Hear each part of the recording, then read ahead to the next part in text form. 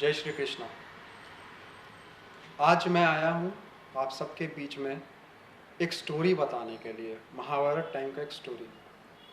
शायद ही बहुत कम लोगों को पता होगा कि महाभारत के टाइम में जब युद्ध हुआ था, तो क्या कोई बता सकता है कि महाभारत के टाइम जो युद्ध हुआ था उन सारे सेनाओं के लिए, जो इतनी बड़ी सेना थी, उन सब के लिए क्या खाना बनता था, कौन खाना बनाता था, और इतना बड़ा सेना का मैनेजमेंट होता कैसे था? तो उसके बारे में आज मैं बात करता हूँ। महाभारत टाइम में कौरवों की तरफ से 11 अक्षौहिणी सेना और पांडवों की तरफ से 7 अक्षौहिणी सेना ने भाग लिया था, पार्टिसिपेट किया था। और वो अराउंड आप पकड़े तो 50 लाख से भी ज़्यादा सैनिकों ने उसमें पार्टिसिपेट किया था महाभारत के युद्ध में। और उतनी बड़ी सेना के लिए खाना बनाना कोई आसान बात नहीं था। तो इसका काम किसने लिया? कर्नाटक। कर्नाटक स्टेट सब जानते हैं, हमारा इंडिया का बहुत बड़ा स्टेट है, एक बहुत समृद्ध स्टेट है। तो कर्नाटक से एक उडुपी नाम का डिस्ट्रिक्ट है, आप गए भी होंगे बहुत लोग, जो नहीं गए हैं जाना चाहिए, वहाँ कृष्ण मठ में जाके ये सब जानना चाहिए। तो उडुपी जिला जो बोल सकते हैं, उस समय एक राज्य था उडुपी। तो उडुपी के जो राजा थे वो भी महाभारत के युद्ध में पार्टिसिपेट करने आए, भाग लेने आए।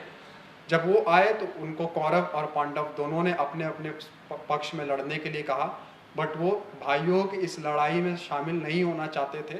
तो वो श्री कृष्ण के पास गए और बोले कि ये दो भाई का लड़ाई, हम इसमें शामिल नहीं हो सकते हैं। तो इसके अलावा और युद्ध को हम टाल भी नहीं सकते एक राजा होने के नाते, तो इसका कुछ उपाय बताइए।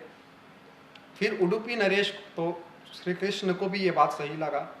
उसके बाद उडुपी नरेश ने बहुत मंथन किया। उसके बाद उडुपी नरेश ने ही कृष्ण को कहा कि ये आखिर इतनी बड़ी सेना लड़ेगी तो उनके लिए खाना कौन बनाएगा, मतलब खाने का व्यवस्था कैसे होगा?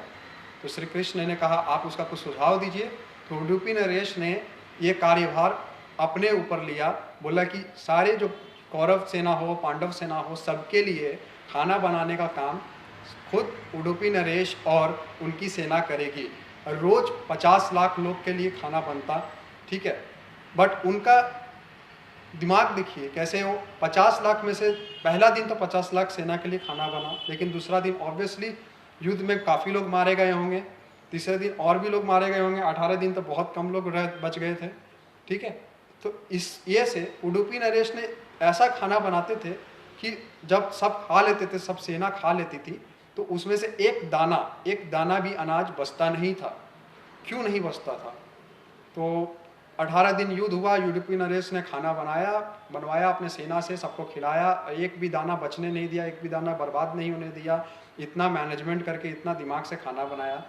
जब युद्ध समाप्त हो गया, युधिष्ठिर को सब बधाई दिए विजय के लिए, सारे देश विदेश से उनको बधाई मिलने लगा युधिष्ठिर को कि आपने बहुत अच्छा युद्ध लड़ा। तो युधिष्ठिर ने जाके उडुपी नरेश से पूछा कि हे महाराज, मुझे तो सब बधाई दे रहे कि मैंने कम सेना में 7 अक्षौहिणी सेना से ही मैंने युद्ध जीत लिया और उनके 11 अक्षौहिणी सेना को मैंने परास्त किया कौरवों की, बट आप जितने सारे सैनिकों के लिए रोज खाना बनाते हैं, रोज सैनिक कम होते थे, आप एक भी अनाज को बर्बाद नहीं होने देते, किस मैनेजमेंट से आप खाना बनाते थे, कैसे ये होता था? तो उडुपी नरेश ने एक राज खोला युधिष्ठिर के सामने। बोलते थे कि श्री कृष्ण रोज मूंगफली खाया करते थे। रोज मूंगफली खाते खाते वो जितनी मूंगफलियों की दाने खाते थे श्री कृष्ण जी, वो उतना मूंगफली के दाना एक जगह रखते थे। और बाद में उनके वहाँ से जाने के बाद उडुपी नरेश वहाँ जाते थे और जितना मूंगफली का दाना का छिलका वहाँ गिरा रहता था, जो भी रखते थे वहाँ पे खा के, वो सबको उडुपी नरेश गिनते थे।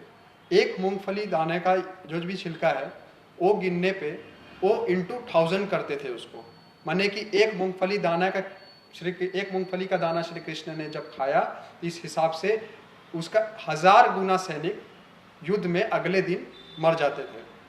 उस मैनेजमेंट के हिसाब से श्री कृष्ण जितना भी मूंगफली का दाना छोड़ देते थे, उसको उडुपी नरेश गिनती करके उसका 1000 गुना मल्टीप्लिकेशन करके उतना कम कर देते थे। रोज के 50 लाख से भी जो ज़्यादा सैनिक उनका कैलकुलेशन में था, उसके हिसाब से कम कर देते थे और रोज खाना बनाते थे और उतने सैनिकों का ये हो जाता था। तो उडुपी नरेश ने ये सारा श्रेय श्री कृष्ण को दिया कि श्री कृष्ण ही इनडायरेक्टली उडुपी नरेश को बता दिया करते थे कि रोज युद्ध में कितने लोग मरेंगे, कितने लोग घायल होंगे, ठीक है। उस हिसाब से खाना बनता था और उडुपी नरेश ने युद्ध में भाग नहीं भी लेते हुए एक बहुत बड़ा योगदान दिया है युद्ध के पूरा ये होने पे, शुरू से लेकर समापन तक। धन्यवाद। जय श्री कृष्ण। आशा करता हूँ आप सबको ये चीज़ अच्छा लगा होगा। अगर अच्छा लगा होगा तो हमारे चैनल को सब्सक्राइब करिए, वीडियो को लाइक करिए, स्टोरी कैसा लगा कमेंट करके बताइए, और आगे आने वाले वीडियोस के लिए अलर्ट देखते रहिए हमारा YouTube channel the Satish Mishra creation. Thank you very much.